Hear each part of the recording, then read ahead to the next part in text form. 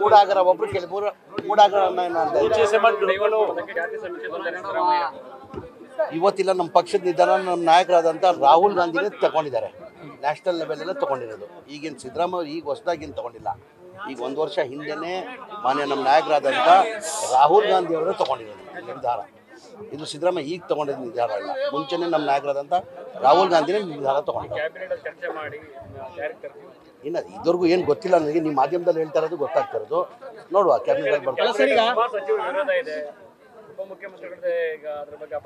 ಈಗ ನಮ್ಮ ಪಕ್ಷ ಯಾವ ಪಕ್ಷ? ಕಾಂಗ್ರೆಸ್ ಪಕ್ಷ. ನಮ್ಮ ಪಕ್ಷದ ಹೈಕಮಾಂಡ್ ಯಾರು? ನಮ್ಮ ನಾಯಕಿಯಾದಂಥ ಸೋನಿಯಾ ಗಾಂಧಿ, ರಾಹುಲ್ ಗಾಂಧಿ, ಮಲ್ಲಿಕಾರ್ಜುನ ಖರ್ಗೆ. ಅವ್ರು ಹೇಳ್ಮೇಲೆ ಮುಗಿತೀರ. ನಮ್ದೇನಿದೆ? ಅವ್ರು ಹೇಳಿದ್ರೆ ಗೆರೆ ದಾಟಂಗಿಲ್ಲ. ನಾವು ಗೆರೆ ಹಾಕಿದ್ರೆ ಗೆರೆ ದಾಟಂಗಿಲ್ಲ. ನಮ್ಮ ನಾಯಕರಾದಂಥ ರಾಹುಲ್ ಗಾಂಧಿನೇ ಘೋಷಣೆ ಮಾಡಿದ್ದಾರೆ. 1 ವರ್ಷ ಹಿಂದೆನೇ ಘೋಷಣೆ ಮಾಡಿದ್ದಾರೆ. ಈಗಿಲ್ಲ, 1 ವರ್ಷ ಹಿಂದೆನೇ ಘೋಷಣೆ ಮಾಡಿದ್ದಾರೆ. ಲೋಕಸಭಾ ಚುನಾವಣೆ ಮುಂಚೆನೇ ಘೋಷಣೆ ಮಾಡಿದ್ದಾರೆ.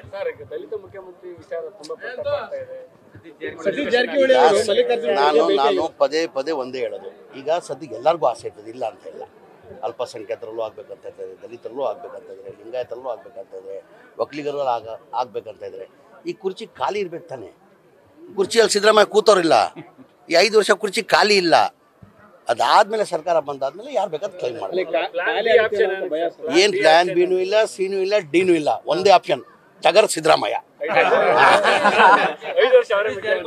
ಅದು ಹೇಳ್ತಲ್ವಾ. ಈಗ ಕುರ್ಚಿ ಖಾಲಿ ಇಲ್ಲ. ಮೊನ್ನೆ ಡಿ ಕೆ ಸುರೇಶ್ ಅವರು ಏನೇನಿದ್ದಾರೆ? ಡಿ ಕೆ ಸುರೇಶ್ ಅವರು ex-MP ಅವರು, ಡಿ ಕೆ ಸುರೇಶ್ ಅವರು ಮಾಧ್ಯಮದಲ್ಲಿ ಹೇಳಿದ್ದಾರೆ ಕುರ್ಚಿ ಖಾಲಿ ಇಲ್ಲ, ಸಿದ್ದರಾಮಯ್ಯನ 5 ವರ್ಷ ಮುಖ್ಯಮಂತ್ರಿ ಅಂತ ಹೇಳಿದ್ದಾರೆ. ಹಾಗಾಗಿ ಕುರ್ಚಿ ಖಾಲಿ ಇದ್ರೆ ತಾನೇ ಜನ ಚರ್ಚೆ ಆಗೋದು. ಈಗ ಕುರ್ಚಿ ಖಾಲಿ ಇದ್ರೆ ಚರ್ಚೆ. ಇದು ಕುರ್ಚಿನೇ ಖಾಲಿ ಇಲ್ಲ ಅಂದ್ರೆ ಚರ್ಚೆ ಏನು ಮಾಡಿಸೋ ಉಪಯೋಗ? ನಾನು ಹೇಳ್ತಾ ಇರೋದು, ಈಗ ಟಗರ್ ಅಲ್ಲಿ ಕೂತವ್ರೆ. ಟಗರ್ಸಿಗೆ ಅಲ್ಲಾಡ್ಸೋದು ಬಹಳ ಕಷ್ಟ ಇದೆ.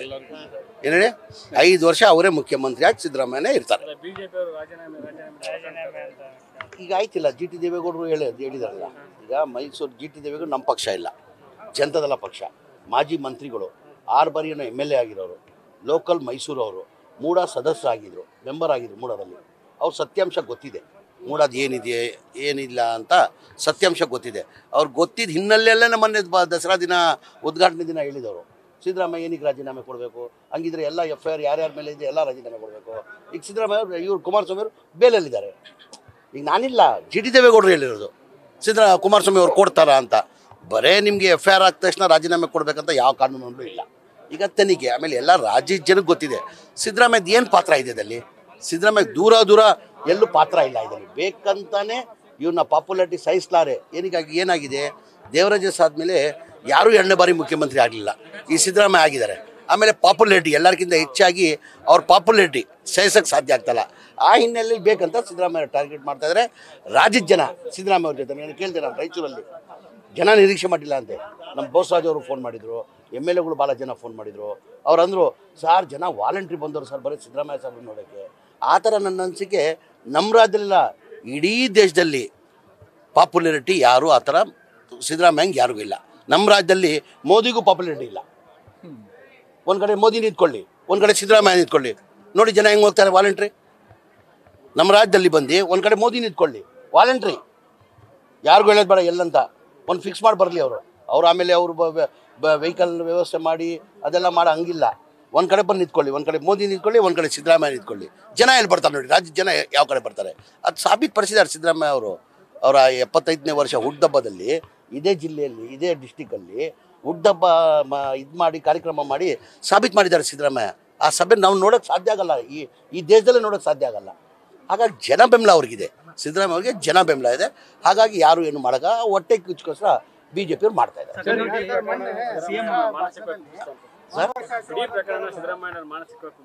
ಇಲ್ಲ, ಈಗ ಸಿದ್ದರಾಮಯ್ಯ ಪಾತ್ರ ಏನಿದೆ ಹೇಳಿ.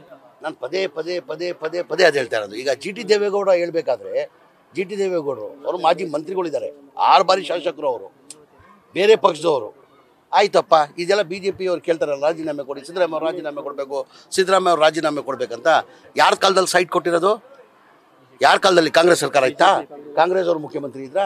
BJP ಸರ್ಕಾರ 2021ರಲ್ಲಿ ಮನೆ ಬಸವರಾಜ ಬೊಮ್ಮಾಯಿ ಅವರು ಮುಖ್ಯಮಂತ್ರಿ ಆಗಿದ್ರು, ಅವ್ರ ಕಾಲದಲ್ಲಿ ಕೊಟ್ಟಿರೋದು. ಈಗ ಅವ್ರಿಗೇನು ಅನ್ಬೇಕು? ಹೆಂಗಪ್ಪ ಕೊಡ್ತಾರೆ? ಬೇರೆಯವ್ರ ಸೈಡ್ ಇತ್ತು, ಬೇರೆ ಇವ್ರು ಇದನ್ನು ಕೊಡ್ತಾರೆ. ಈಗ BJP ಸರ್ಕಾರ ತಾನೇ ಇದ್ದಿದ್ದು ಅವಾಗ. ಈಗ ಬಿ ಜೆ ಪಿ ಇದಕ್ಕೆ ಉತ್ತರ ಕೊಡ್ಬೇಕು ತಾನೆ. ಈಗ ಬಿ ಜೆ ಪಿಯವರೇ ವಾಪಸ್ ಏನಕ್ಕೆ ಕೊಟ್ಟರು ಅಮ್ಮ ಅವರು? ನಮ್ಮ ಗಂಡನಿಗೆ 40 ವರ್ಷದಿಂದ ಒಂದು ಕಪ್ಪು ಚಿಪ್ಪೆ ಇಲ್ಲ, ನನ್ನಿಂದ ಅವ್ರಿಗೆ ಇದಾಗೋದು ಬೇಡ ಅಂತ ವಾಪಸ್ ಕೊಟ್ಟಿದ್ದಾರೆ ಅವರು. ಸಿದ್ದರಾಮಯ್ಯ ಯಾವ್ದನ ಇದೆಯಾ? ಒಂದು ಕೇಸ್ ಇದೆಯಾ? ಯಾವ್ದನ ಅವ್ರು ಹೇಳ್ಕೊಂತಾರ್ರಿ, ಏನಾರು ಹೇಳ್ಕೊಂತಾರ್ರಿ. ಈಗ ತನಿಖೆ ಆಗ್ತಾ ಇದೆ, ತನಿಖೆದಲ್ಲಿ ಗೊತ್ತಾಗ್ತಾನೆ ಸತ್ಯಾಂಶ ಏನಿದೆ ಅಂತ.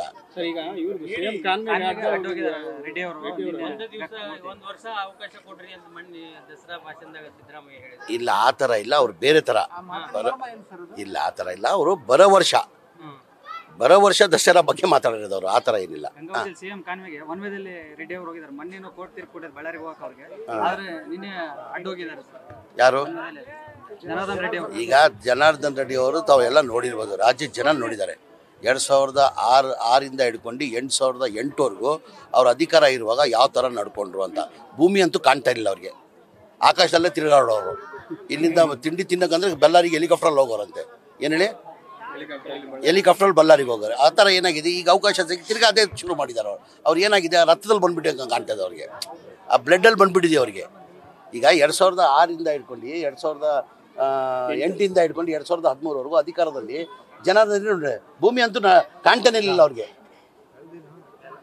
ಭೂಮಿನ ಆಕಾಶದಲ್ಲೇ ಆಡಾಡ್ತಾ ಇದ್ರು ಅವರು, ಬರೇ ಹೆಲಿಕಾಪ್ಟರ್. ಇಲ್ಲಿಂದ ಒಂದು 20 ಕಿಲೋಮೀಟರ್ ಹೋಗ್ಬೇಕಾದ್ರೆ ಹೆಲಿಕಾಪ್ಟರ್. ಈಗ ದೇವರು ಏನೋ ಒಂದು ಅವಕಾಶ ಕೊಟ್ಟು ಏನೋ ಒಂದು ಪರ್ಮಿಷನ್ ಕೊಟ್ಟಿದ್ದಾರೆ, ತಗ್ಗಿ ಬಗ್ಗೆ ನಡಿಬೇಕು. ಏನೇನು ಆಗಲ್ಲ. ಇಡಿ ಬರಲಿ, CBI ಬರಲಿ, ಯಾವ್ದನ್ನ ಬರಲಿ, ಆ ಟಗರ್ ಯಾವತ್ತೂ ಎದ್ರಲ್ಲ. ಟಗರೇ ಸಿದ್ದರಾಮಯ್ಯ ನೋಡಿ. ನ್ಯೂಸ್ ಫಸ್ಟ್ ನಿರ್ಭೀತಿಯಿಂದ ನಿಮ್ಮ ಪರವಾಗಿ.